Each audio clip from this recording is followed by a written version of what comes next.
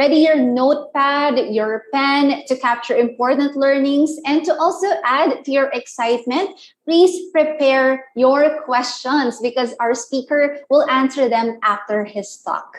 Now that we are all set, without further ado, allow me to properly introduce our very special speaker for tonight. Of course, as you may already know, our speaker is one of the country's most respected business speakers in the Philippines. He's a successful entrepreneur himself. He is well versed in the manufacturing and retail industries, and he owns Success Options Inc. and sits on the board of Primer Holdings Incorporated. He has written 20 matters at VZFE-FM 98.7, where he states his insights on business, values, and leadership. And tonight, he is also, of course, one of the most active personalities featured on podcast and TV online interviews. And his training, of course, through webinars for both public and private corporate clients have been well received. Ladies and gentlemen, please help me welcome the one and only Mr. Francis Kong. Thank you, May. I particularly like the description one and only. Parang one-tenth ng BIR at MBI. Ano, ha? So maraming salamat. Thank you very much for giving me your time. And it's always a pleasure to be with you guys. And my special thanks to Nath. Nath has been one of the most behaved students in my Level Up Leadership Masterclass. So if this were a school, I would have awarded him summa cum laude. And so tonight, thank you very much. And Nat has been a very good student actually, and he has contributed to a group. And can you imagine? We have 3 days of master class with some of the top people with NEDA, and sumasabay na yun si Sir Nat, and everything was just working out so well. So, your time is valuable, and thank you for investing your time with me. It's about time we stop saying spending time. Time is a resource you don't want to spend in, but spend on, but time is something you want to invest in. And that's what we have to make sure that that's what's going to happen tonight. Just like any business speaking, just like any business everywhere that has been affected by the pandemic, even in the industry of speaking and training, it has its fair share of challenges. The challenges have been accelerated and amplified, most especially now that we are confined within that small screen and in it smaller frames of people. Uh, some of the people may have their videos turned off. Kaya nga yun ang challenge. For speakers like me, you don't really know whether the person is there or not, whether they're listening or not, or whether they are watching Squid Game or adding to cart. Now, the pandemic has changed a lot of things, but it has also revealed a lot of things. You have probably learned a lot more about yourself in the last year and this year because crisis does that to you. Change moves so fast. Crisis accelerates the pace of change. And crisis is not just an accelerator, crisis is a revealer. This crisis is showing you and I some surprising things about ourselves. Some good, level of resilience, fighting spirit, some that requires also a lot of work and improvement. When the pandemic hit, the immediate word that was used by speakers is free. Nung tinitignan ko sa social media and everywhere, nakpapanik mga speakers eh. Well, I don't blame them. You put yourself in my position. I'm used to doing about 300 talks and trainings and seminars and interviews and appearances every single year for the past 12 to 15 years. Suddenly, umpisa pa lang ng Taal volcano eruption, I had cancellations, most specifically in the southern Luzon part, and then suddenly nung nak-lockdown, 100% cancellation yan. Including my book launching, I'm supposed to do a talk under the invitation of Doha or Qatar's Ministry of Investment and Trade, lahat po niyan. And we were supposed to be traveling to Europe for a round of trainings and seminars. Lahat na-cancel. Kaya nagpapanik din sila. And then, nung nakita ko, everybody began presenting live webinar, free webinar, free here, free there. I just look at that industry and I say, oh my goodness, these people are in a panic mode. My boss, she's my daughter now, I work for my daughter. Rachel says, Dad, don't you do that. You are not a startup and you are not a beginner. Anything that is of value carries a price.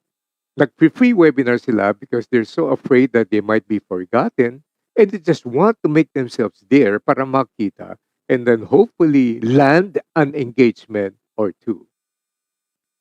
However, what we suggested as we reflected over this, we have to go back to our existing clientele by providing encouragement, no business included, just to provide, you know, a pro bono 20 to 30 minutes video clips and then offering encouragement and quick tips on how to deal with the crisis. And many of the clients, by the way, appreciated it because that was the very moment of need and we offered it with no other intention. We were not there in order to get more business. We were not there in order to get ourselves known. But we realized, ito yung mga kliyente natin they need help. So, if you try to take a look at both things, there's a difference in focus. One is focused on the need to promote oneself because of the crisis. The other one is focused on how we can add value to clients during their time of need. That is extremely important. The question now is, saan ka nakafocus? Oh, you might be in business, but you might not be focused on the real needs and the demands and the purpose of doing business. You may not be in business, but you may be focused on certain things that will not add value to you. So, and we are very thankful to those who provided free webinars actually. Bakit? May gamit eh. Because of the free webinars, began by training people to get used, began by these people who were so afraid that they might be forgotten and they don't have projects. What happened then was those free webinars started training people to get used and to be comfortable with training through webinars. It made my life and work easier. A few months after the initial lockdown, people now begin to get used to it. Two things I have learned from the experience. One, in times of crisis, the more we need to be rational instead of being emotional. And so, we need the help of people who can give us sound advice. Two, the world has changed. We now need collaboration more than competition in order to grow our business and make it future ready for a different world we are entering. Three, we need to add value because ang kliyente hindi lang yung source na tayo kikita, hindi lang sila yung ang tingin sa kanila pagkakakitaan. They are the purpose why we have business. So, we have to learn to care for them. We have to learn how to add value to our clients. You know what the results were? Clients came back and they're extremely grateful. They gave me even more projects once they were settled. They appreciated the gesture of care given them. What about those who gave free webinars? Na nakpanic. Well, they decided to do things for themselves, but they did not achieve their objectives and they are not doing very, very well today. And so there's a need to have a focused mindset than to think that we can do everything on our own. We need to have a focused mindset on how to understand how to do business, but the main subject and object and target of focus should be on the things that will add value not only to our ability to make money, but even more importantly, on how we will be able to improve the lives of our clients and to add value. So let me give you a little bit of what's happening right now. What is the pandemic anyway? I've always described the pandemic is simply an epidemic with passport that has gone global. Where are we now?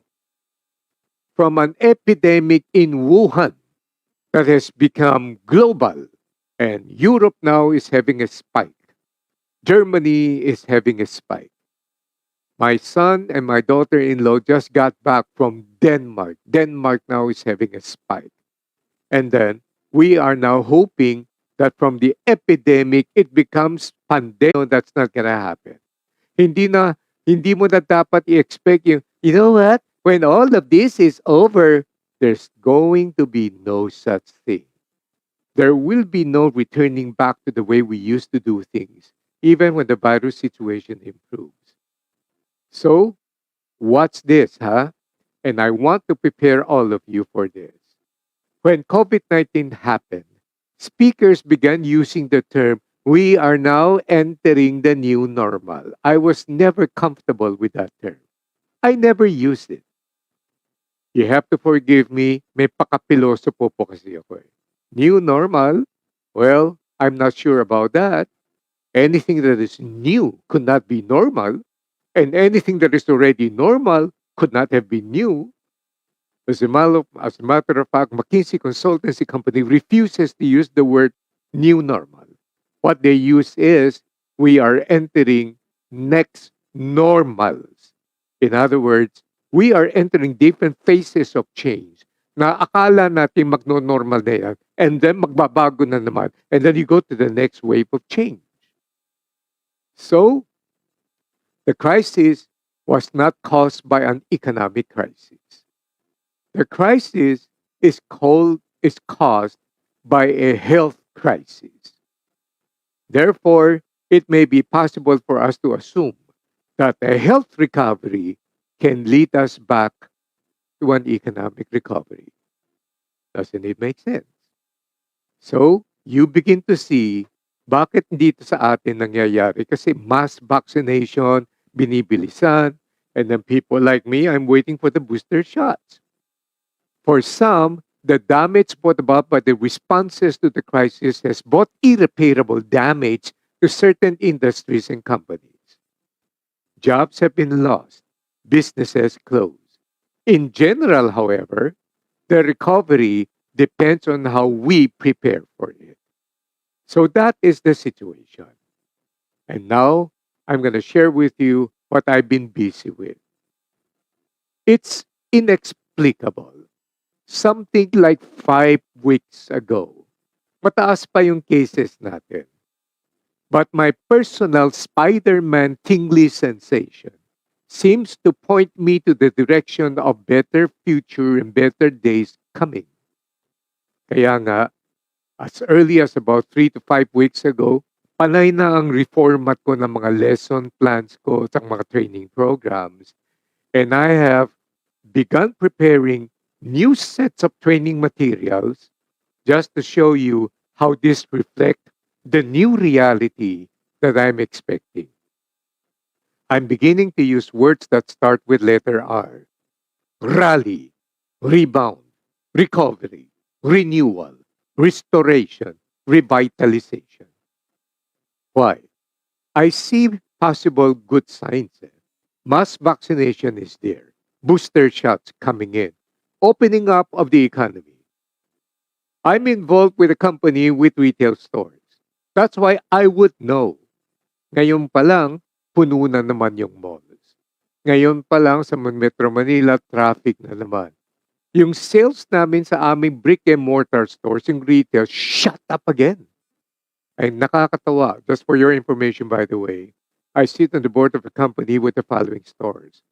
ROX, Brat Pack, Travel Club, Victorinox, John Sports, North Face, Columbia. Ang Travel Club, matagal nang tumahimik eh. Walang nagta-travel eh. Just this week alone, ang lakas ng benta ng mga luggages namin. Nung tinanong namin sila, are you contemplating, are you traveling na? Hindi pa. Pero naghahanda na kami. It's a very strange time. Next, quarantine total lockdown kung hanggat maaari, ayaw na ng gobyernong gawin yan.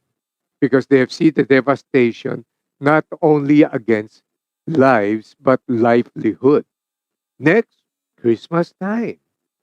You and I understand. Christmas in the Philippines begins on September 1, the moment Joe Marichan comes out. Diba? And then Christmas time ends on Feb 13 to give way for Valentine's Day the next day. Ang Pinoy mahilig sa festivities. Elections time, umiikot na yung pera. Opening up of certain countries for travel, local resorts lang. You guys know this. Punong-puno na. Reservations lamang. My client, Cebu Pacific, is adding more flights. And so, hindi lang yon. This is the part that a lot of people do not know. The big Silicon Valley tech companies are building hubs right now, even as we speak, here in the Philippines. Amazon is building, Google is building. I became a brand ambassador for Ali Cloud. That is the cloud services. For the first time, a cloud services company built a hub in this 6.5% GDP growth. Amazing. Well, take a look at the OFW remittances. Tomorrow evening, later by 2 hours from now, I'm going to be addressing thousands of Filipinos from the Middle East, England, Singapore, all over the place. Tumaas na naman yung remittances natin. And of course, the BPO industry continues to grow. And what's happening now? What's happening now is ganun talaga ang buhay. You cannot just focus on one aspect without taking a macro view as to the overall developments of things coming. Now, I may be wrong, but I don't like to be wrong. I'm just expecting that things should be getting better now. So here are the following developments that will help you, huh? I hope you're going to find this useful. But first of all, I want to know you're not watching Squid Game and you're not adding to cart. So if you're ready to learn, chat it back to me. Say I'm ready. Abilisan. Yun. There you go. Niels, Jude, Yen. Good. Thank you, Albert. All right. So these are the following forecasts. These are the following projections. And these are the following things that are already happening and will be with us for a while. Although some wise guy says, business forecasting exists to make astrology look good. So inaalas ko yung mga projections na yan. On the contrary, silipin mo naman. You think our industry is difficult? You should see the industry of feng shui experts and fortune telling. Maraming galit sa kanila eh. Akala ko ba you can see the future? Bakit something as big as COVID-19 was not in your crystal ball? Remember 2019? Ano ang prediction nila? 2020 will be the year of the rat. It's going to be very, very good for business. Remember? Yan ang prediction nila eh. Oh, nakatotoo nga naman, naging year of the rat. Why? We are all in hiding. Number 2, we only go out to buy food. Number 3, when we buy food, we store it in our house and eat it later. Tayo naging rats. Sila, ang laki ng problema sa credibility. Eto na, papalapit na naman tayo sa December and maglalabasan na naman yan with their own predictions and everything. I wonder what they have to say about next year. That's not my business. I'm not in fortune telling. Here are the following things that are happening. The office wants their people back. One thing that has happened in the lockdown is that people miss people the most. The bosses want their people back. Why? The boss missed the people. And there are many people who are working in the house, they want to go back to the office. Why? Is it because they miss the bosses? I'm not too sure. I think they miss the pantry. And then they miss the high internet connection, air condition, and the free-flowing coffee. Next, ongoing experiment. Huwag kayong magwawala ha. If you guys are working, huwag kayong magmamadali. There's going to be a shift in work. Is it going to be a hybrid? Is it going to be 3-2-2, 2-3-3? Hindi pa nating alam. And so, ang caution ko sa mga business owners and executives, whatever it is, you gotta consult your people. Huwag mong ipupwersahan. This is strange. In Australia, I got this news yesterday. There is massive resignation. Why? Di ba? Why? Why would you resign? The lockdown has stressed them so much. So ngayon, nagbubukas ng konti ang Australia. They wanted to go out on trips. They wanted to search their purpose in life. That's what crisis does. It changes a lot of mindset. Dito naman sa atin, bago nangyari yung huling lockdown, di nagbubukas na. Kinotion ko yun eh. Ayaw makinig. Yung ibang mga bossing, pinilit. Ayun, nagkaroon ng attrition. Not a very good thing. For you guys naman, relax lang kayo, chill lang kayo. It's going to be an ongoing experiment. Wala pa tayong finality. In my last board meeting, I told them, teka, I told the HR, teka, anong policy pinag-uusapan natin? Everything is an ongoing experimentation. Don't do any policy. How can you put a permanent solution to a temporary situation? It doesn't make sense.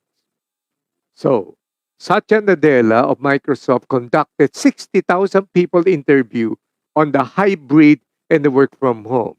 Guess kung ano ang findings nila. Our new data shows there is no one-size-fits-all approach.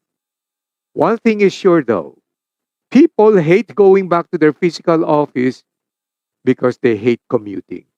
Yan ang maliwanag, correct? They hate commuting. And so, number 2, digital is the new default. Guys, there's no going back. The great acceleration in the use of technology, digitization, and new forms of working is going to be sustained. Ang nangyari sa lockdown, naturuan na yung tao na masanay sa webinar. So, in-person webinar will be a mixed breed.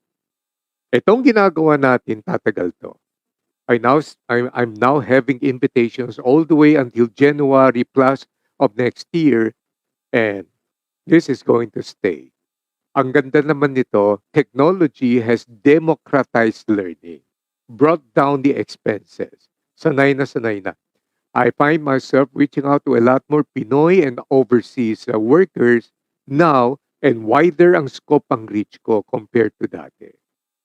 So, that's going to be something that will stay. Next, itong susunod na projection, hindi na ito yung 50 Shades of Gray.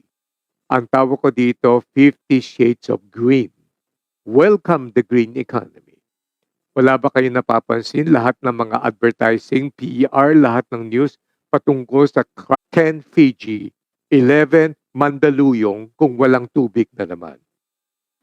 Next, number 5, the increase and acceleration of healthcare and life sciences. Kapag nakakapakinig kayo ng mga speakers nagsasabing, we are entering the 4th industrial civilization, an economy that is dominated by artificial intelligence, self-learning machine, and algorithm, and VR, and Internet 2.0, 6G, luma na yan. Hindi na tayo entering there. It's already happening. Ang excitement ngayon, wala na dyan. Ang excitement ngayon nasa healthcare and life services. The acceleration of the vaccine against COVID-19 has put a lot of emphasis and money into the investment in CRISPR, gene editing, DNA sequencing, and so forth and so on. And then, watch this. Dito papasok ngayon ang ating company. Health is the new wealth. Peace is the new rich. Kindness is the new cool. Ang taas ngayon ng consciousness ng tao patungkol sa health. Dati hindi pinapansin yan eh. Dati we play Russian roulette with our health. As a matter of fact, a lot of young people would abuse their body. Pero ngayon, naintindihan na ngayon ng tao, importante pala ang health. And then ito ang dagdag ko.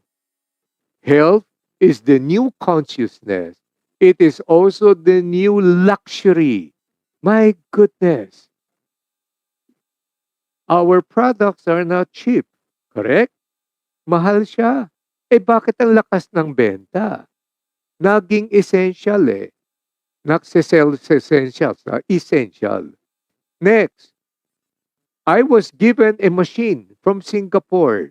Buti na lang, ginawa nga akong brand ambassador. This machine now turns water into antioxidant. This machine cost 235,000 pesos. And then, Korean company came up with a small appliance. Binili ko lahat ng family members ko eh. This mask cost about 9,500 pesos. The battery pa, meron pang ventilador, support, and so on. Therefore, health is the new consciousness. Health is also the new luxury. And guess what? This is going to be accelerating. This will grow even more because people now are conscious. Some people are sitting on the fences and thinking, pasok kaya ako dyan sa Nxgn na yan? Okay kaya yung vitamin supplement na yan? Well, I've got two things that you might want to consider. Number one, the aging population. Tumatanda na kasi ang tao ngayon all over the world. Number two, this black swan event called COVID-19 and the constant projection that this will not be the last health crisis that the world will ever experience. 6. Government's involvement and increasing role. Mas malakas ngayon ang involvement ng gobyerno sa negosyo. Siyempre naman, this is not just happening in the country, this is happening all over the world. Why is that so? It's a different world eh. Nagbago na ang mundo. Di siyempre, iba ng sitwasyon, kailangan may mga bagong regulatory na papasok.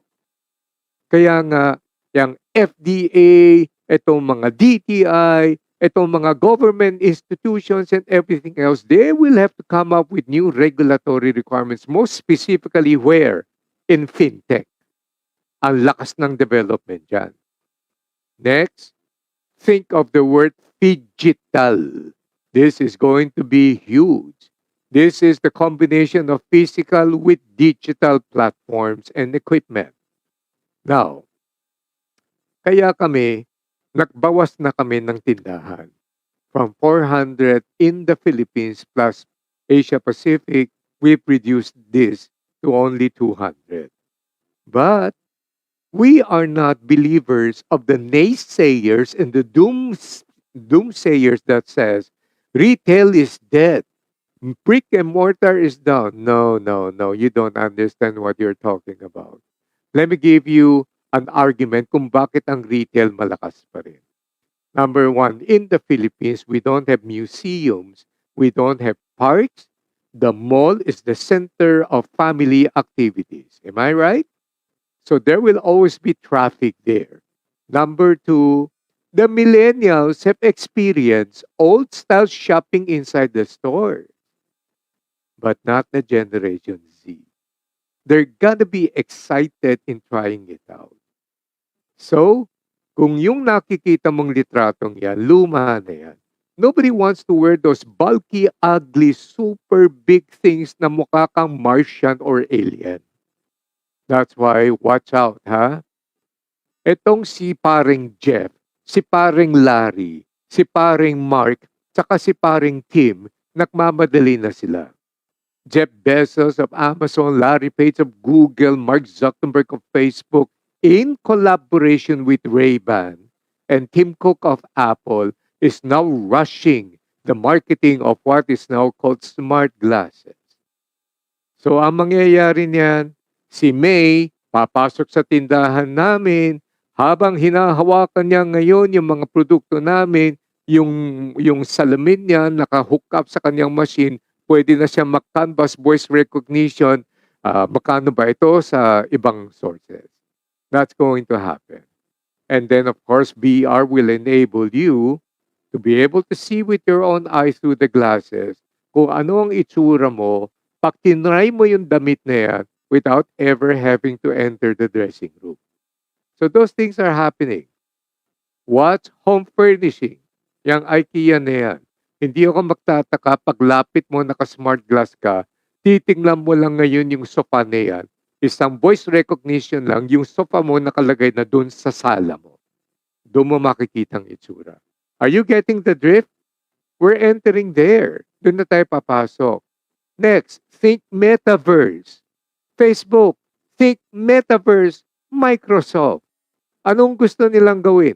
Ang gusto ng mga to, habang buhay na tayo sa virtual dahil lalakas ang kikitahin nila.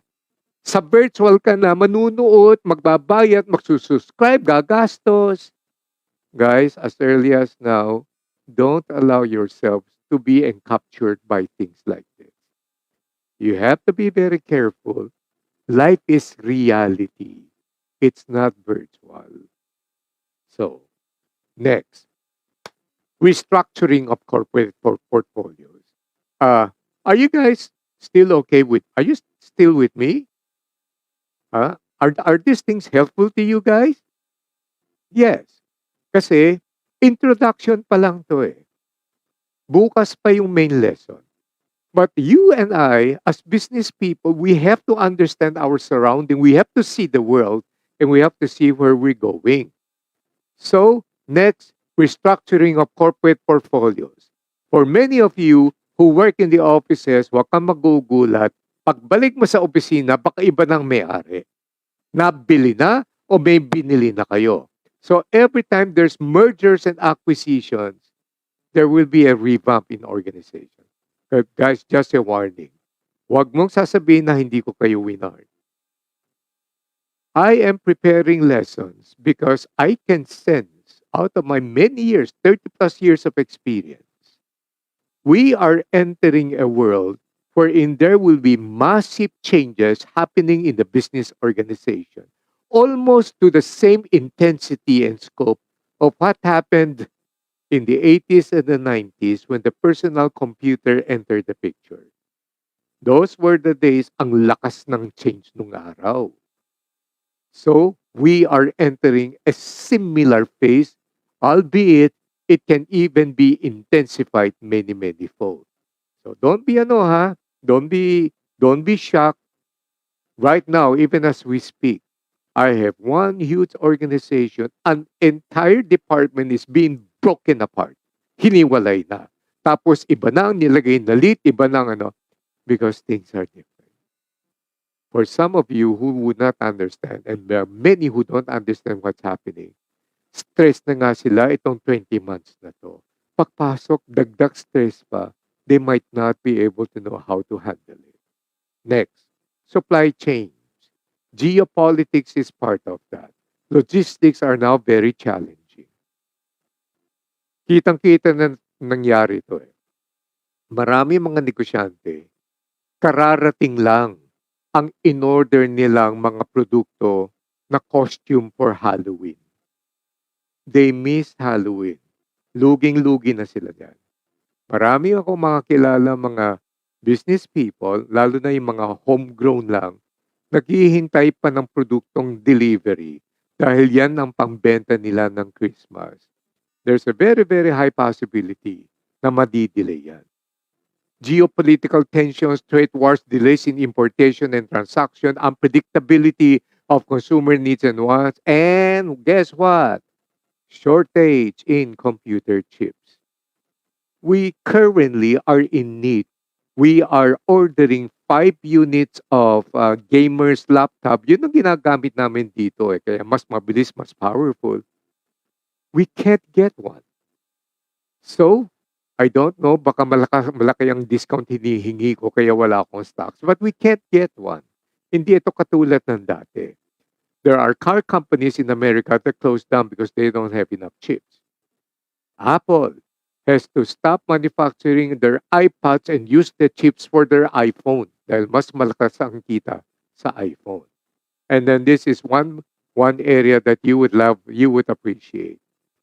Saving. Ang taas ngayon ng mga savings ng mga senior citizen katulad ko. Eh bakit? Hindi lumalabas yung mga anak namin, hindi kami nagta-travel, hindi kami gumagastos sa mamahaling restaurant. Kaya ngayon, yung mga revenge dining, revenge entertainment, revenge travel, kami ang nangunguna. So para sa mga magagaling, ang tinatarget nila, yung mga may edad. Alam nila sila yung may pera. And at the same time, dito ako pinapagalitan ko yung mga marketers. Sabi ko, pag nakikita ko yung mga billboard nyo, yung mga binebenta nyo, anti-aging cream, anti-wrinkle, ang mga modelo nyo, mga 16-year-old, napaka-unfair naman. Siyempre, pag 16-year-old lang yung model mo, wala pang wrinkle yan. Eh bakit hindi kayo gumamit ng mga senior citizen katulad namin? Isa lang naman lang reason. Walang bibili. So, these are the situations we are going through right now. Papasok na tayo sa main lesson. Eto na. Where does that put you and me? Well, every successful entrepreneur I know, they are so aware. Alam na alam nila kung ano yung nangyayari. Nakpro-project pa nga sila. And then, I don't know if Sir Nath remembers what happened this morning. Ang tanong ko nga sa kanila, bakit nasurpresa ang bansa natin with the projection of the last quarter na gumanda? Tandang-tanda ko yung sinabi ng director sa NEDA kanina. Sabi niya, kasi from aversion of risk, ayaw gumastos yung iba, we have now translated ourselves into the management of risks. Tapos vaccination tumaas, and then the economy opening up, and then people now are willing to live with the pandemic. Hindi na naka-lockdown. So these are nothing but good signs for us. However, even though with the bright spots happening, let us just hope and pray and wish and desire that it becomes an endemic. For all you know, I may be wrong. But I wish I'm right. And we have to pray that this will be the situation. Even when the bright spots come, you and I will still have to exercise successful disciplines that entrepreneurs have no matter what the times are. Whether times were good and times were bad, times are normal or in a crisis situation, these are the following disciplines that you guys will have to practice, or else it will not be sustainable and you're going to miss out on a lot of opportunities. Ang tawag ko po dito, you and I should have the discipline of developing an entrepreneurial focus and mindset. That's why I started with the question, saan ka nakafocus? So let's start with number one. Number one is this. Lahat ng nakita kong successful entrepreneurs, they have a junkyard dog mentality. Yun. Anong ibig sabihin yan? Sino po sa inyo mahilig sa dogs, pets? Taas ang kamay para makita ko. Yes, Abby, kita ko. Neil, May, yes. Sheila, yes. Angel, Jojo, Jolo. Jolo pala. Okay. So, yan, Jonel, Abby, yes. Ngayon, napakahilig ko sa pet dogs. There was a time when I had 4 Siberian Huskies. Pagdala ko ng isang Siberian Husky sa Unimart, umiiwas yung tao eh. Sabi ng mga tao, lobo, lobo, lobo. Hindi, Siberian Husky yun. Kasi during those days, hindi pa masyadong kilala. Nung lumipat na kami, nawalan na ako ng terrace. Lumipat kami sa mas maliit na lugar. Nagkaroon ako ng 3 chow chow. Ang hirap, grabe, i-maintain yung chow chow. Yung huskies, pag sinabi mong Gustav, ganun. Yung chow chow, pag sinabi mong Chewy, grabe, royalty eh. Napakatapang. Ako nga nakagat eh. Do you know that chows are fighting dogs in the royalty? Kings use chow to fight each other. Parang pinapasabong sila ha. Kaya ganito sila katapang. No? Snappers ang chows. Correct. Kaya nung minsan dala ko yung chow sa BGC, nilalakad, dumating yung friend, yung tatay ng kaibigan ng anak kong Koreano. Sabi niya, "Oh, so cute." Tapos pinipisil-pisil yung pisngi ng chow. Nagpe-pray ako, "Huwag mong kakagatin, huwag mong kakagatin." And so that's chow. Pagkatapos, so they all passed. Napunta naman kami sa French Bull. So, Frenchies naman, nagkaroon kami ng 3 Frenchies. And now, I still have 1 Frenchie and then my son has a Corgi. So, talagang huling-huli mo na mahilig talaga kami sa dog, right? Right? So, anong ibig sabihin ng successful entrepreneurs have a junkyard dog mentality? Here's the question. Sino po sa inyo nakapanood na ng action movie? Yung bang yung bida hinahabol ng kriminal o kaya baliktad, yung mga pulis hinahabol yung kriminal. Nakita yung junkyard, umakyat doon sa fence, pagtalon nila sa kabila, lapitan na ngayon yung mga aso. How many of you have watched that? Have you? Yan, standard scene yan. Tanong, anong klase mga asong lumalapit? Anong mga klaseng asong lumalapit? Describe to me. Yan, Rottweiler, di ba? Doberman. Bakit Beethoven? Mabait yun eh. Hindi, teka. So ano pa? Merong Rottweiler Pitbull. Yun. Ito, lalaki, di ba? In other words, they are vicious, they are fierce, and they are big.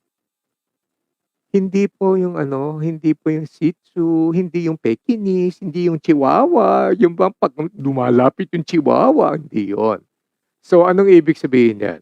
Sabi ng mga friends kong tiga-vet, yun daw mga malalaking aso, kapag kinagat ka, many of them, they lock their jaw. Kaya ang tawag nila, lock jaw. And sometimes, you have to bring them to the vet to do intervention bago bumitaw yan.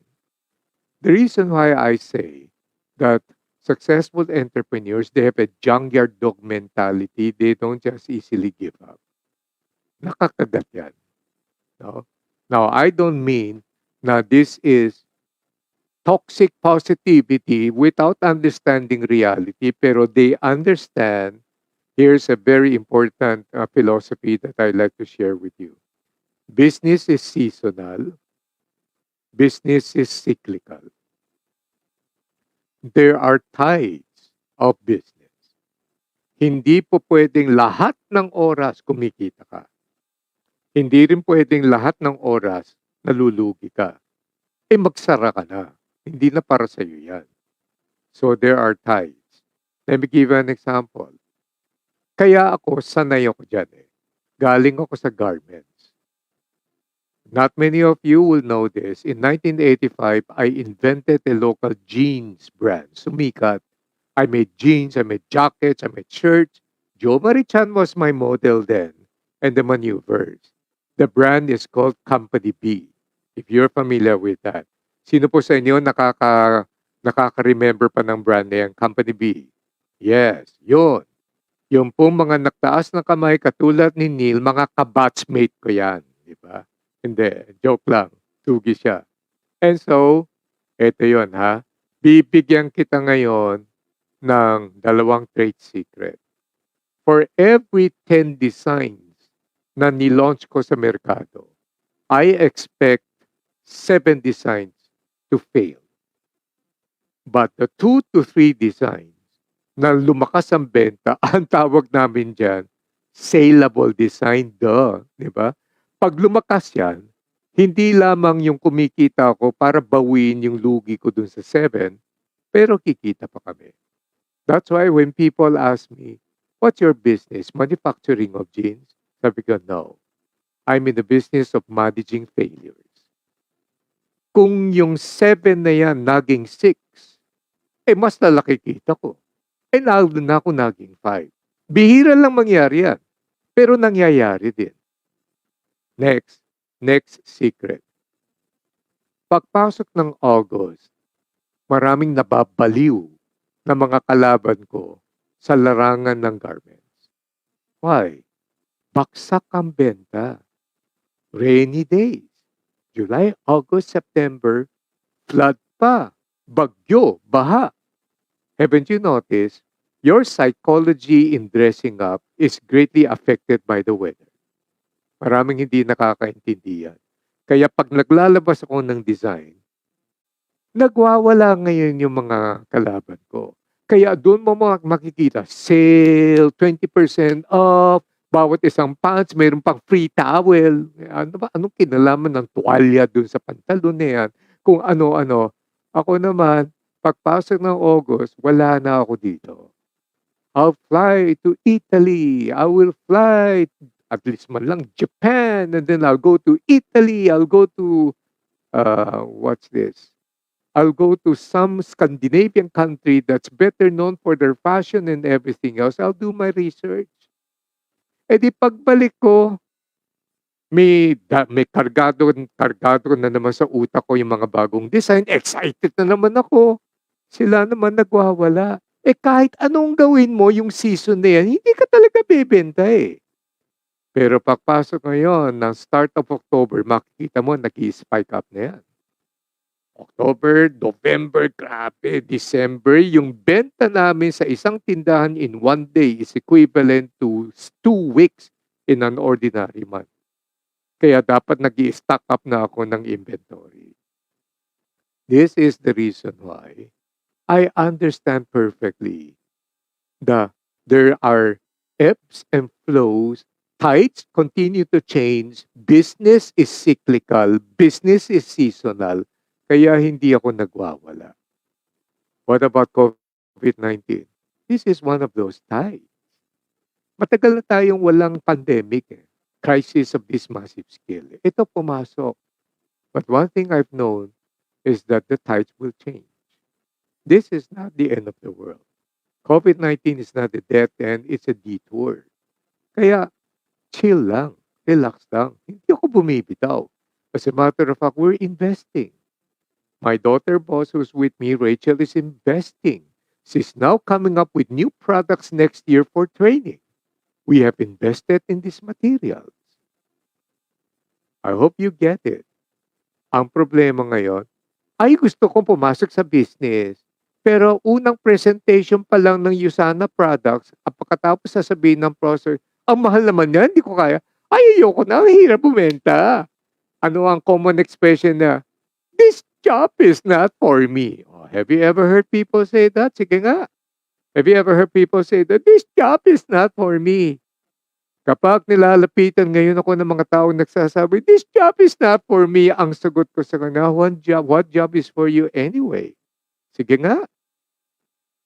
Look, how many among you are mothers? Taas ang kamay. So we don't have time for chat. Yun, marami, di ba? Yan. So here's my question. What age does a child begin to walk?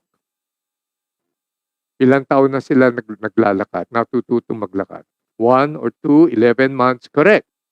Pinapanood ko ngayon yung apo ko eh. I now have a grandson. I'm a grandfather. I have officially entered the apostolic mission. So, sinisilip ko yung anak ko, yung apo. Yung unang beses pa lang maglakat yung bata, natutumba o hindi? Yes. Bakit? May nakita ba ko yung baby nung pinanganak, biglang tumatakbo? Ano palagay mo sa kanila? Tiyanak? Di ba? Labo. And so, anong ginagawa mo pag natutumba? Pinupulot. Binabalance. Tinetrain. Next attempt. How many steps? Maybe 2. Two steps na. Natutumba? Of course. Oh, nung natumba, anong ginagawa? Pick the child up. Balance it. Wash, rinse, repeat the process. Next attempt, what? 3, 4, 5. So here's the question. Have you ever heard a child say, I don't? Maybe that's not cut for you. But I've got news for you. If this business is not cut for you because ganun ang attitude mo, I don't think there's much that would be available for you anyway. Everything we do entails risk. Next, successful entrepreneurs commit all of their time and energy in their idea. If you run your business as a hobby, guess what you will get? You will get loose change. But the bigger loss here is that you will never get to discover your potential for bigger business success. But if you commit your time and energy into your business, it does have a chance to grow. Simpleng-simple. Alam ko na yan. So when my son Brian and his lovely wife Maxine, they're out in Europe, alam ko na yan. Hihina ngayon yung benta niya. For your information, my son and Maxine developed a very successful ice cream brand na naging darling during the lockdown. Na social buzz yan na viral. It's a Japanese artisan ice cream called Kurimu. So kanya yan. So sa sobrang lakas ngayon ng benta niya, nung nag-honeymoon yan, alam na alam ko matatamaan yan eh. So humina nga. Ngayon bumalik na, akyat na naman. Ganun yun eh. You want to go into your business, pagkatapos kung ano-ano naman ang inaatupag mo, paano mag-grow yung business? Business, by the way, write this down. Business is always personal. Business is always personal. You cannot do business once in a while and then expect it to grow by magic. Successful entrepreneurs are disciplined people. They are not distracted by many things. Ito yung mga serial failures in business. Anong ibig sabihin niya? Pasok sa dito. Oh, maganda yan. Pasok. Mamaya, oh, ito mas maganda. Pasok na naman ako dito. Wala silang focus eh. This is a lesson I learned many years ago from an insurance company president who told me, alam mo pare, itong mga grupong to, laging panalo yan. Year after year, awardees yan. Itong grupong to, tsamba. Pag na-award yan, minsan lang, minsan hindi. Itong grupo to, naku, milagro yan pag nakakakota yan. Sabi ko, bakit po? Nalaman ko kung bakit eh, sabi sa akin ng president. Noong minsan may pinatawag ko kung isa, kakausapin, nagmamadali siya, years ago pa yan yung briefcase niya, nahulog. Nung nahulog yung briefcase niya, nakbukas. Aba, nandun ngayon yung brochure ng Avon, brochure ng Natasha, brochure ng kung ano-ano. So, ang iniisip niya, sideline ako dito, kikita ako, sideline ako dito, kikita ako. Pag pinagsama-sama mo, malaki kikita. Hindi, it doesn't work that way. Ngayon, silipin mo ngayon, yung ginagawa din ng ibang speaker and trainer. Doon ako nagtataka eh. Sabi ko, how can this guy accept invitations outside this person's field? Basta may invitation, kukunin niya eh. So suddenly, this guy now is teaching on sales, mamaya konti, teaching on finance, mamaya konti, teaching on leadership. Sabi ko, how could that be? Today, when you look back, you ask that person, or you ask people or the clients, what is he good at? Not sure. He's good at accepting invitations. Yun na lang ang competence niya. I've had a lot of invitations for me to speak in marketing. I marketed the local brand sumikat. Ayoko. Gusto mo marketing? I'll introduce you to somebody else. I've had people invite me to speak on finance. I know a little bit about financial investments. I don't. I'll refer to someone. I'm going to concentrate on leadership, attitude, excellence, inspiration, parenting. Yung pa rin. All throughout my years of life, doon ako nakabuhos. And then why? Because it's my core competence. And the more, because this is my core, I'm gonna make my core even better than before every single day of my life. Why? Ito po ang natutunan. Today, I'm still reading up and learning on leadership and communications and support. So focus, write this down. This is important. Focus is the new intelligence. Yun. Because there's just so many distractions. Nung panahon ko, nag-uumpisa ako, wala masyadong distraction. Ngayon, ang hirap. Nandiyan na si Squid Game, Art to Card. Nandiyan pa ngayon yung mga kung ano-anong lumalabas dyan. Number 3, successful entrepreneurs like working with people. When you sell, you deal with people. When you buy, you deal with people. When you lead people. And when you manage, you still deal with people. When you deal with your partners in business, you still deal with people. Here's the truth. Pagdating sa prospecting the new customers, there is very little relationship for you at first.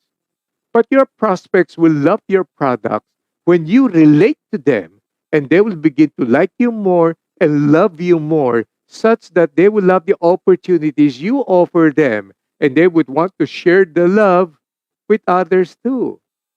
It all begins and ends with relationship.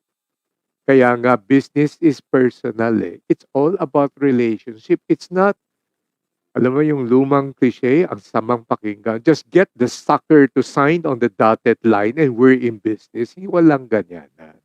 It's always a building up relationship. Kaya nga, during the lockdown, hindi kami namibigay ng free webinar. Pero namimigay kami ng free encouragement because the motive was really there to help them, not for them to remember us or to get us for engagement. And this is also why you stay in touch with your people. You like networking with people. You learn from them. You share ideas with them. You mentor each other. And then you offer opportunities for growth. You gotta have good people skills. This business actually, Usana trains you to become better. Walang tigil lang training, grabe.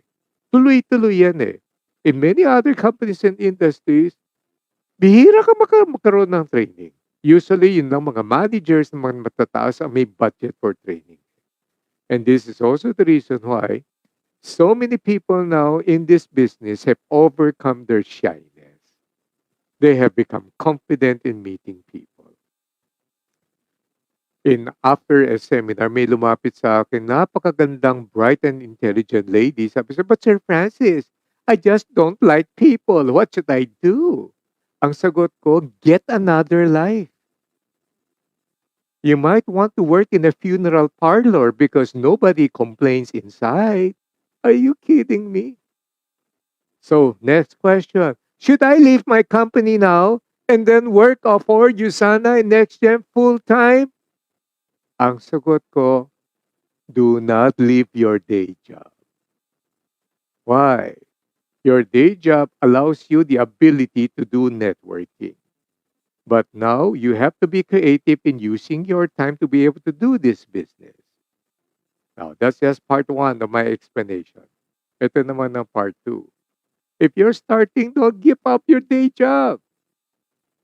Part two, when you begin to see the potential of this one, kahit hindi ka full-time, and then your business is growing, and you begin to see the potential of it, then the question now, should I leave my company then work full-time, will not even have to be asked in the first place. Correct? Pag nakita mo nag-grow ka na, automatically hindi ka na magtatanong, ang laki pala ng potential nito. And so you built your team and you built your people and now you're running a network of your own. Kaya, it's actually a question you don't even need to ask. If you are watching the growth and now you see the potential of this business. The reason why I say this because today, if you are not networking, you are not working. Business is all about building communities as well. You keep in touch with your downline and your clients. You communicate with them constantly. You provide them with important information that can help them improve their lives and their business. You conduct virtual chats and meets and parties and build and maintain relationship. It's always a people. Nakafocus siya sa solution kaysa sa lahirap nito, pandemic and everything. No. Let me give something. To develop a gravity pen that can operate in anti-gravity environment. Doon sila nakafocus doon sa problema yan eh. Ang kalaban nila mga Russians, walang pera. They focus on the solution. What did they do? They use a pencil. Tapos. So, today, when you go to NASA, that pen is being sold for a few dollars as a souvenir. Next, Scotch Guard was discovered after a 3M chemist spilled fluorochemical on her sneakers and found out that it shed water. And when she tried to get it off. Became a billion-dollar industry. Anong pinakasikat ngayon? Face mask. Anong brand ang pinakasikat? Client ko rin yan. 3M. Alam niyo ba, 3M face mask is a failed product. But there's a disruption that opens up new opportunities. People have changed their minds and are open to doing business. There are now new needs to provide. There are new problems to solve. A world of opportunity that awaits us. As a matter of fact, this now begins to create a series of serial entrepreneurs. Dito lang sa story natin, di ba? Dito sa company natin. May mga unang takot na takot pumasok dito sa business na to kasi hindi ako marunong mag-sell o kaya mataas na kasi ang antas ng aking profesyon, tapos papasok pa ako sa sales. Guess what happened? They realized, hey, ang lakas din pala ng nobility itong ginagawa natin. Kasi yung produkto natin nakakatulong sa tao eh. Hindi ka naman nagbebenta ng kung ano-ano. And so, they now begin to realize their potential. Masarap din pala ang selling and meeting people and learning and going through training and support and so on. So nakaroon ngayon ng mga serial entrepreneurs. Yung iba na na-retrench, pumasok dito, may potential din naman pala. That's what crisis does. It upsets the whole thing. It introduces you to unprecedented problems, but it also introduces you to unprecedented opportunities. Number 5, successful entrepreneurs have that nasty, naughty feeling like they're never satisfied with their last success and are itching to try something new all the time. So, for those of you who are attending tonight as guests and friends of Nxgn, I would like you to understand, itong industriyang to, kung masipag at marunong, malakas kumita dito, madaling kumita. Pero ito rin naman ang temptation. Minsan yung lakas kumita dito ay naging temptation para maging tamad din. So itong mga residual income na pumapasok, tagal ko nang nababalitaan yung mga stories sa ibang company. Sa Facebook, parang sikat na sikat sila at napaka-successful at napakasipag. Sa tunay na buhay, tatamad-tamad at pagkatapos, after a while, nawawala na ngayon yung galing nila. Our talent and abilities are like muscles. You don't use it, you lose it. So, yung mga magagaling, yung mga tumatagal, ano naman ang sekreto nila? Meron po silang tinatawag na healthy sense of praningness. Anong ibig sabihin niyan? Maganda ang sense na pakapraning nila. Alam nila, parang rock stars and divas, I'm only as good as my last success. Kaya yung mga billionaires na kilala nyo, pare-pareho yan mag-isip. Their favorite question is, what's next? They can, these guys, nakatago lamang po sa kanila mga parking garage buildings. Buildings, hindi parking garage doors. They have Aston Martin, they have Lamborghini, they have multiple Ferraris and Porsche. Pero hindi mo halata. Simpleng-simple lang. These are the guys na hindi mo mababasa ngayon sa Facebook na napakyaman nila, napaka-successful. But these are the same guys whose favorite question is, what's next? Ano pa ang pwede nating pasukan? Kaya nga, they're still successful eh. They don't write on their past activities and successes. Meron silang healthy sense of praningness. Mapapag-iwanan ako nito if I don't shoot for the next one. That is why the number one reason for business failure is business success. Successful naman tayo eh. Bakit pa tayo magbabago? Bakit ka pa? Alam mo, kumita na tayo. Relax muna tayo. Let's enjoy our earnings naman. I'm all for it. The balance of learning how to enjoy your business, your profit. But I'm also of the persuasion that the moment you enjoy it too much, At pagkatapos hindi ka na nag-e-exert, mapapag-iwanan ka, you're gonna be obsolete. The pandemic is so life-changing, such that even business will change dramatically, and even online commerce and online business will be a function of doing business. Kasama na yan. Hindi mo na matatanggal yan. Watch this now. Ngayon nagbubukasan na ang tindahan. May traffic na. Yung online business na yan, affected. Bumaba na. See? That's what I'm saying. Business is seasonal. Business is cyclical. Grab, Lazada, lahat yan bumagsak ang benta. Why? People are going out. So, they're not staying home shopping. They're actually out there buying. Some other people are not shopping. They're on vacation. Things are always on a state of flux. It's always changing. You cannot use today's example to be your formula forever. You also have to pivot. You also have to adapt. And that's why you will always have to ask yourself the question, what's next? You cannot rest on your past successes. Number 6. By the way, malapit na akong matapos. And then feel free to ask me questions, because that asking question part is the most important part of our engagement tonight. 6. Successful entrepreneurs are continually learning from others. So, here is the challenge. Many old-fashioned people are stubborn. They resist anything that is new. Ay, nako. Ay, naalala ko to. Ay, nako, yung email na yan, para sa mga bata lang yan. That's many years ago. May nakausap nga ako teacher Alam mo, Francis, hanggang ngayon, hindi pa ako nag-i-email. Para sa mga bata lang yan. Sabi ko sa kanya, ma'am, huwag kayong magagalit. Yung hindi kayo marunong mag-email, hindi pinagmamalaki yan, kinakahiyan yan. Malaking kahihiyan po yan. Oh. Now, I'm beginning to see the same. Ay, nako, yung digital na yan, para sa mga bata lang yan. Kami mga matanda, guess what happened? During the lockdown, they discovered something.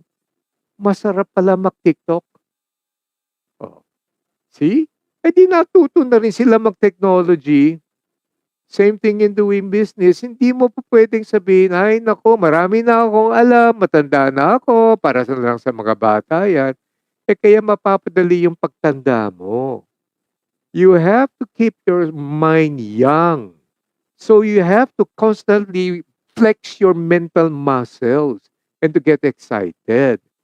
So, ang challenge ko nga, kahit na may edad ka na, bakit di mo pasukan to? Di subukan mo. In the first place, you need the product yourself. At the same time, you might want to make money out of this product. A new adventure you would like to try. Which brings us to the last one. Successful entrepreneurs know their business philosophy. What does that mean? Ito po yun. The important thing with successful business people is not just the profit they're gonna be making, but more importantly, the kind of people they will become as a result of doing business. Kaya may mga business, dahil naging successful, naging swapang yung business nakasama sa kanyang character. Dati hindi naman siya ganun. Kung kailan kumita, laging swapang. May mga tao naman, kung kailang nagiging successful, nagiging mapagbigay. Sumusuporta sa ministry, sumusuporta sa community work, kasi kitang-kita niya, ako pala ay magiging channel of blessing sa iba. So, dito pumapasok, i-distribute ko, dito pumapasok with the best. And here's the funny thing. The more they give, the more blessings they receive. Kakatuwa Nakikita ko na May mga tao nung nag-uumpisa pa lang sa buhay, simple naman. Naku, kung kailang umasenso, na-promoted, yumaman, ibang-iba na ang kanilang character. And then, when I look at people like this, I just remind myself, magiging short-lived ngayon ang success mo kung hindi ka magbabago ng attitude niya. History repeats itself. It's the same plot, it's the same story, palitan mo lang yung character. Pare-pareho yan. So, because they have forgotten the philosophy of doing business. What is the philosophy of doing business anyway? Tanungin mo yung tao, to make a profit? No. Mali ang turo eh. The purpose of doing business is to solve their problems, to be able to fulfill a need.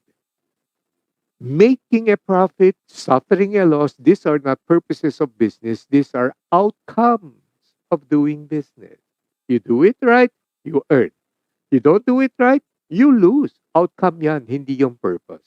Ang purpose ay, may pangangailangan ba yan? May problema ba yan? Makapagbigay mo ng solution, nakakatulong sa kanya, pwede kong tugunan ang kanyang pangangailangan. If I do it correctly, then I'm rewarded with a profit.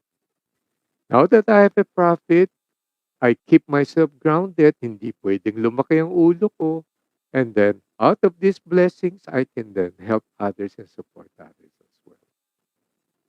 Let me summarize. When I summarize this, I'm going to give you another major part. I-present ko naman sa iyo yung anatomy. Ito yung katawan ng isang entrepreneur. So, let's summarize this part. Successful entrepreneurs have a junkyard dog mentality. Next, they commit all of their time and energy into their idea. Next, they love working with people. Next, they have a tamang entrepreneur. As an entrepreneur, importante po sa akin yung focus eh. So, let me give you now your entrepreneurial anatomy. Entrepreneurship is a needed element to live in a new reality. Why is that so? Sana, watch ha. Dahil masyado rin naman ako involved in the corporate world and I know technology happening kami lang. We have to spend a lot of money. We got Deloitte to be our consultant. We have to do digital end-to-end processing and everything else. Sabi ko medyo mahirap na. Ang tanong po sa akin minsan, what do you see the future as far as our children will be concerned? Sabi ko, what I can see is I don't have to look too far in the future. Ito nang nakikita ko. Number one, jobs are going to be scarce. Number two, even if they graduate and are able to get a job, the starting pay will be lower. Number three, the screening process in order to get a job will be more stringent. Mas marami kang kalaban ngayon. You're going to be having a lot of people who have been retrenched and willing to have a pay cut, but they are full of experience competing for your job. And even so, it is highly possible that one day your children are going to graduate out of college and universities and they will not be able to find a job.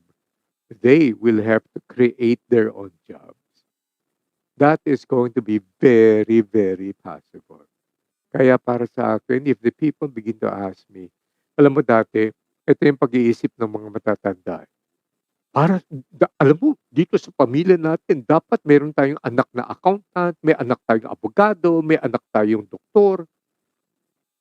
Ang iniisip nila, sarili nila. Di ba? Isipin mo. So, ngayon, kung ako tatanungin mo, importante din naman yung mga courses na weddings eh. So, ang kilala siya, sumikat siya sa wedding gowns and cocktail dresses. Ikot agad ang ulo. So, nag-develop na agad siya ng mga ibang produkto using technology and website. She's actually earning more. My son, Brian, has always been an entrepreneur. Pero musikero yan. Nag-form sila ng banda. Nakaroon nga ng 3 CDs. The name of the musical band is Taken by Cars. And so, nakilala sila, sumikat din, pero musician siya, pasok naman siya, naging professional photographer, naging entrepreneur doon sa kanyang restaurant with his Japanese partner Shinji. The name of the restaurant is called Crazy Katsu. Tapos ngayon, nag-develop na siya ngayon ng Kurimo. Every one of them, whatever it is that they're doing, they have this entrepreneurial mindset. Bakit? Habang lumalaki pa lang, yun ang training. Yung youngest ko, she's the only one who's single in the family. She's now handling one of the most difficult products you can ever handle. Her father, ako yun. Yan ang boss ko ngayon eh. Sabi, kaya siyang nag-iisip. Sabi ko sa kanya, ay naku, sa wakas, ituring mo na lang ako as talent. Kayo na lang ang mag-isip. And then they're coming up with a lot of products. So what is the meaning of having an entrepreneurial mindset? An entrepreneurial mindset is a set of specific set of beliefs, knowledge, thought processes that drives the behavior. And so, dito mo makikita ngayon yung anatomy. Ito yung kabahagi ng katawan ng isang entrepreneur. One, brains. You invest in the non-stop pursuit of knowledge. You keep on learning. You keep on asking questions. Wala kang in-skip ng mga training occasions at training opportunity na ginagawa ng leaders nyo. And so, you learn from those who are good and competent. Hindi ka naiinggit doon sa mga malalakas kumita. Hindi ka mayabang doon sa mga nag-uumpisa. But then, you will now go to those who are magagaling. Tell us your story naman. Because we're so inspired. Ano bang secret sauce mo? Itong nakakatuwa eh. Yung talagang magagaling, hindi swapang sa knowledge, nagsishare yan. Di mo napansin? Yung mga sikat yan sa Nxgn, di ba? O, yung mga upline nyo. Yung mga magagaling. Pag lumapit kayo humingi ng advice, nagbibigay ba o hindi? Of course, nagbibigay. Eh bakit? Marami kasing alam. Hindi na-threaten. Bakit may mga taong ayaw magturo? Kasi walang masyadong alam. Yung kukunting nalalaman, pag sinare pa, wala nang naiwan. So, that's why they continue to learn. They fill their brains with a lot of knowledge. Kaya lang may trade-off. Ano ang trade-off niyan? E babawasan mo na yung binging mo sa Netflix series. Puputulin mo na yung walang tigil na kasusundan doon sa series ng Twilight. Eh, baka naman kasi meron kang ambisyon na mag-sparkle o kaya may aspiration ka maging vampira. Babawasan mo na yung mga video games at wag na wag kang papasok sa mga sabong and gambling. Iiwasan mo na yung entertainment, yung Mobile Legend and Minecraft na yan, pag pinakpalit mo sa nagbabasa ka ngayon ng mga libro at literatura patungkol dun sa entrepreneurship, magtataka ka ba kung bakit gumagaling ka? Next, mata. Eyes are constantly watching for opportunities. Now, some of you may not be doing this full time, but you always watch out for days to expand your business na kita ko na eh. So, this pandemic has made our products become essential in terms of people's situation and requirements. Mouth, bibig. Do you believe in your product so much that you are telling and proclaiming people about it? If you happen to be a team lead, are you constantly telling your people about your vision and the direction they need to go to add value to the growth of the business and to growth in their personal lives? Ears. The ears are hungry for feedback. How do you handle complaints? Complaints are gifts. Feedback provides us with ideas on how to improve. And that's why successful entrepreneurs know that everybody has blind spots. Kaya yung feedback will always help them improve. Next, stomach. Building up the courage to take calculated, informed, and educated risks. You know, many in this industry started out as consumers, something they do on the fringe. But then eventually, they grow their mind through knowledge and the training. They hear and they get feedback and help them improve. They started sharing their ideas and I see opportunities and they pull up the courage and go for it and then expand their business. They build their database. They mine the data. They use technology to help them do that. Yung iba, ano ba yung data mining na yan? Ano ba yung data gathering? Ang hindi nahihiya magtanong, tuturuan naman sila.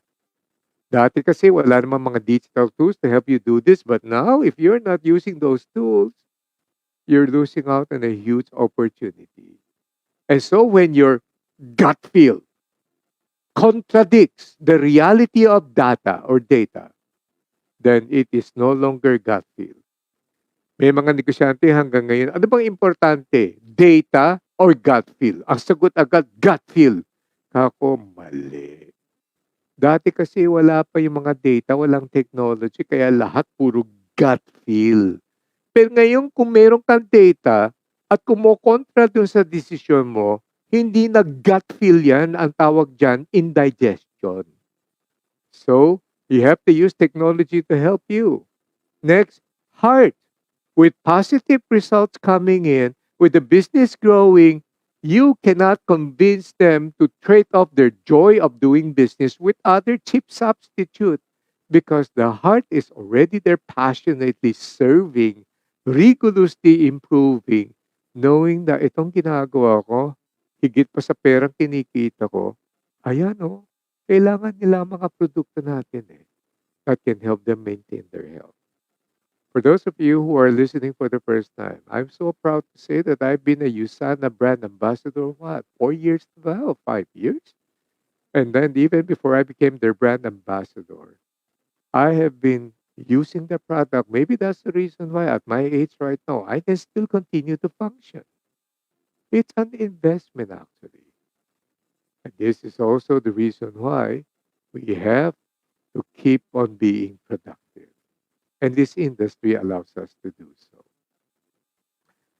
Well, one day, things are going to be a little bit better as we begin to experience getting better in tiny, small ways pa lang ngayon. But when that day happens, we got to make sure that we are at the very strategic point in order to explore and exploit opportunities. And there's no more important time than now. I've always believed in the now. And I always believe in adapting myself and changing myself. And then, hindi ako makakalusot sa boss ko My daughter now says, Dad, whether you like it or not, dapat may TikTok ka na. Kaya nasa TikTok na rin ako. At may podcast pa rin. So, sabi ko, ano ba yan? Sasayo ako? Sabi niya, hindi, may educational pala yung TikTok. Kaya akala ko lahat puro song and dance. Kita mo, napakabobo ko kasi hindi ko inaral So ngayon napipilitan ako mag-aral. Kaya lang minsan, habang nag-aaral, nadi-distracted na naman ako sa dami ng mga TikTok na yan. So I have to battle distraction and try to focus on what is important. Yung unang labas namin TikTok, konti pa lang ang following kasi kalalabas lang. Meron silang ginawa na, kanino ka makikinig? Sigaw ng puso mo o sigaw ng nanay mo? Aba, ang daming nakagusto pala dyan sa mga ganyan. So I think I'm having a formula. Mag-e-experiment ako. Mag-e-experiment ako ng mga nakakatawang mga bagay na ganyan, pero nagbibigay pa rin ng education. See? Even I myself, I just have to TikTok my way to the future. And so we have to learn. Maraming salamat for having me. And I hope that you found tonight useful and helpful for your journey as entrepreneur. God bless you.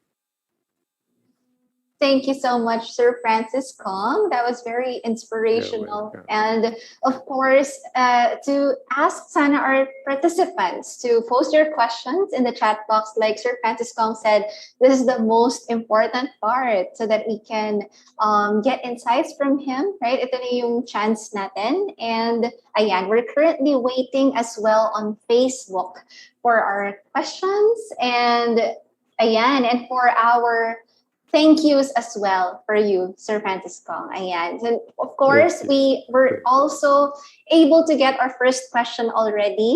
All right, to maximize our time. All right, here we go. So the first question, Sir Francis, is how can one... Rare situation. The next time I'm gonna hit him, and he did. And so he became the main legend of baseball, Babe Ruth. Sa sobrang sikat niya, ginawa nga siyang chocolate. And so, you have to understand, ang lalabanan mo is, this job is not for me. Yung mind mo nag-aaral pa, pagkatapos ngayon ng rainy days, Christmas season na yan, handang-handa ka na, bumalik ka ulit dito sa game mong baseball, just like a Babe Ruth. Everybody has slumps. I have slumps. So, The only difference is that senior citizen na ako eh. Marami na ako na-experience. Kaya I know how to ride the waves. Secondly, ang example ko kanina baseball. Eh sa Pilipinas, di naman sikat ang baseball eh. O sige nga, mag-boxing naman tayo.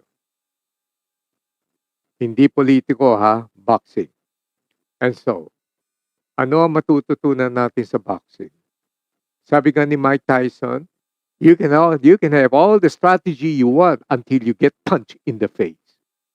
So, anong ginagawa ng boksingero kapag sila'y nasusuntok? Kapag sila'y nasusuntok, here's the popular line in English, they roll with the punch. They roll with the punch. Ano ang mangyayari? Pag tinigasan mo ngayon yung mukha mo, edi mas malaki ang damage mo. Sometimes when we are in a slump, the worst thing you would do is to force yourself against it. Sometimes you gotta write it out. Katulad na sinabi ko, nababaliw yung mga kalaban ko, nag-o-offer ng discount, may free tuwalya pa for every pair of jeans. They just don't get it. You have to write it out, but then continually ask for advice, ask for help, get literature, learn, keep your mind active, and then that slump will go away. And you'll go back now to your former self or even become better. I hope that answers the question. Thank you so much, Sir Francis. And for our second question, what's your advice on or strategy as well for us for the last quarter of 2021 and first quarter of 2022 naman? Go all out. This is the time. You gotta go all out now. Eh kasi, nabibuild na unti-unti yung fighting spirit ng tao ngayon eh. Our cases are going lower. You just hope and pray na yung spike sa Europe hindi makarating dito. But this is the time when you should go all out na. Bakit? Sana naman yung pera hindi out of revenge spending sa mga bagay na walang value na maa-add sa buhay nila. Kung hindi dito sa mga produkto natin na nakakatulong naman in building their immune system. Because if ever makakaroon ng surge sa dami ng mga taong lumalabas or whatever it is that will happen, which we hope it will not, at least they're in a better state right now. Kaya ako, I would go all out. So the strategy now is don't waste time, rally up your people now, and really go all out. Makikipag-compete tayo ngayon. Doon sa search, ang tawag dito ngayon, the business people are calling them the search of expenditures. Spending search, that's the right term. Makikipag-compete tayo sa spending search ng tao ngayon. Can you imagine, bumibili ng maleta, hindi pa pala nagta-travel, nagbabalak pa lang. So this might be a good time for them to buy things that are beneficial for them. Go all out. I agree, Sir Francis. Speaking of, pati nga yung latest iPhone, alam ko, out of stock. Grabe, no? Priorities. Thank you so much, sir. And finally, for our last question, you said that focus is the new intelligence. What is the ultimate tip that you can give us to keep ourselves focused despite all of the challenges and, of course, the distractions? Number 1, cut off all your notifications from your smart devices. Kinakailangan ba habulin ka ng newsfeed kung kahit saan ka magpunta? Number 2, huwag kang ma-addicted sa binging on Netflix. Ngayon, yung Netflix, nanonood ako niyan. Pero reward yan. Kasi the day is done, marami na akong productivity, and maybe one day, we will have an opportunity for me to teach you on how to space out the time of the day into productive endeavors. Iba-iba kasi ang energy and attention level natin throughout the times of the day. I make sure I start the day with quiet time, building and refreshing my internal being. And then immediately I go into creative writing because that is when the mind is still fresh. Pero hirap na hirap ka na pagdating dun sa afternoon or especially towards the evening. So, ini-space out ko ngayon yung mga activity according to my energy level. So, the people who know how to be productive, they understand how to space it. So, ang problema ngayon, nandun ka pa sa peak ng iyong energy level, eh ginastos mo yung